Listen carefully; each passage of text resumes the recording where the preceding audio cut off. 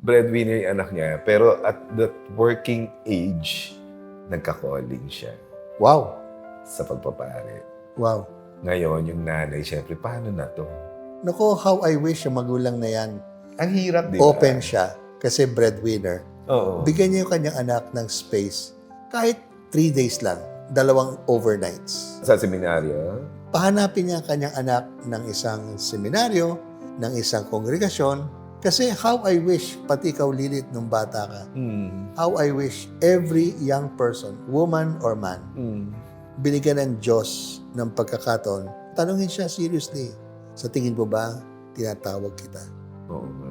Kasi pag walang ganon, parang you shut down a possible option.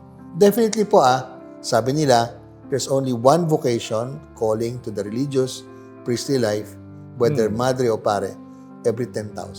1 in 10,000 na tinatawag. Oo. Pero hindi lahat natutuloy. Well, depende sa tinawag na yon. Oo. Pero 9,999, Exactly. Walang calling. pwede sabihin natin, di ba, walang calling, ano? Pero nagtanong ba? Pinagbigyan ba ang Diyos? Oo. Kasi sa dami ng ingay, Oo. kahit yung 10,000 yon, baka ni isa hindi nag-try pumasok sa loob at tinanong, ito ba ang buhay ko talagang gusto? At kaya ko mag-iwan lahat. Yan ang tinatawag na search in. Look inside you.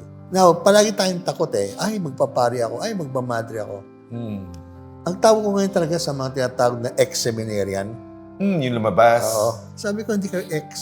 Huwag niyo lagyan ng ex ang buhay niyo. Kasi parang may calling ako tapos nawala or pala hindi ako tinanggap ng Diyos. I think I would really say na if every person is open enough to give God, ako bigyan mo ng Diyos ng pagkakataon, tanungin ka, to search in, then you can say that even if you stayed in the seminary for 5 years, even 6 years, at least you realized na you gave God time.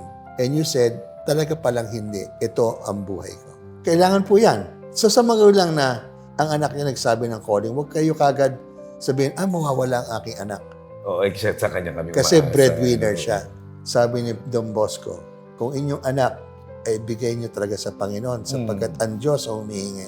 Si Jesus ang papalit sa kanya sa bahay.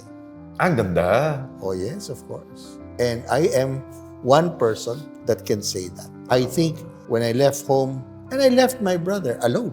Dalawa lang kami. But I think I found that my brother had a transformation nung wala ako sa bahay. Talaga. So, I'm sure of that na allow your children to give God a chance to ask Him in quality time kung talagang true ang calling.